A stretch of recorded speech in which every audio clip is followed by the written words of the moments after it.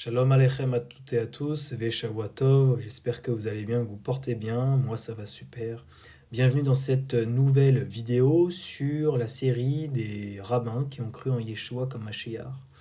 Et aujourd'hui nous allons nous intéresser au site internet jewishtestimony.com avec le témoignage de Rabbi Isaac Lichtenstein qui dit « J'aime Jésus mon Messie, Yeshua mon Mashiach ». Isaac Lichtenstein est un rabbin respecté en Hongrie.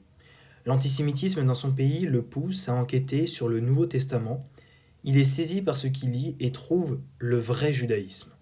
Il décide alors de rester parmi son peuple et de leur proclamer que Jésus est le Messie, Yeshua est le Mashiach. Comment osez-vous ? Isaac Lichtenstein n'a pas encore 20 ans lorsqu'il devient rabbin. Après un service de plusieurs années dans diverses municipalités du nord de la Hongrie, il s'installe à Diapozele. Là, il servira sans interruption la congrégation juive locale pendant environ 40 ans. Un jour, au début de sa carrière, un enseignant d'une école juive montre en passant au rabbin Lichtenstein une Bible allemande. Pendant que le rabbin tournait les pages, ses yeux tombèrent sur le nom de Jésus Christi. Furieusement, il jeta la Bible à travers la pièce et elle se trouva derrière une pile de livres. « Comment osez-vous avoir un tel livre en votre possession » reprocha-t-il au professeur qui n'avait pas eu le sentiment de mal faire. Curieusement, la Bible restera au même endroit pendant une trentaine d'années, oubliée et recouverte d'une épaisse couche de poussière. L'antisémitisme et le Nouveau Testament. Plus tard, lors d'une violente vague d'antisémitisme dans la ville de Tidza Ezlar, sur la Tidza, 13 juifs furent jetés en prison. Ils furent accusés d'avoir tué une fille chrétienne pour utiliser son sang à des fins de rituel.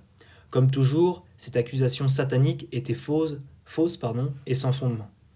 Cependant, cet incident amena le rabbin Lichtenstein à penser qu'il devait y avoir quelque chose dans la doctrine du Nouveau Testament qui suscite l'hostilité contre les Juifs.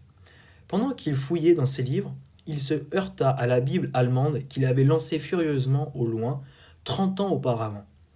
Il se saisit du livre. Toutes sortes de souvenirs lui traversèrent la tête, des expériences amères et un chagrin dont il avait souffert de la main de personnes qui se disaient chrétiennes depuis leur enfance. Il n'est pas étonnant que Lichtenstein eût changé d'avis en pensant que le Mashiach lui-même devait être le fléau et la malédiction des Juifs. Il était évident par conséquent qu'il s'agissait à Tidza Ezlar d'un crime très anti-juif, où beaucoup de gens utilisaient le nom du Christ du Mashiach comme couverture pour justifier de leurs pratiques, ce qui motiva le rabbin pour la première fois à lire le Nouveau Testament, qui se dit en hébreu la Brit Hadasha. Nouveau et pourtant familier. Isaac Lichtenstein ouvrit le livre avec hésitation, tourna les pages et lut. J'ai été immédiatement saisi par la force et la richesse de ce qui était écrit dans un livre qui m'était auparavant scellé. Tout semblait si nouveau et en même temps très familier. C'était comme si une vieille connaissance avait porté ses vêtements de voyage usés et était apparue en robe de soirée, comme un marié dans son costume de mariage. Lichtenstein ne put conclure que Jésus est le Messie, Yeshua est le Mashiach. Pendant plusieurs années, le rabbin Lichtenstein garda sa découverte cachée dans son cœur. Dans sa synagogue, cependant, il commença à proclamer de nouvelles choses qui intéressèrent ses auditeurs, mais les stupéfia également. Avec le temps, le rabbin ne peut plus se retenir. Lors d'un Shabbat, il parla des tombes blanchies à la chaux. Il admit ouvertement qu'il avait tiré son sujet de la Brit Hadasha. Ensuite, il parla librement de Yeshua comme le Mashiach, le Rédempteur d'Israël.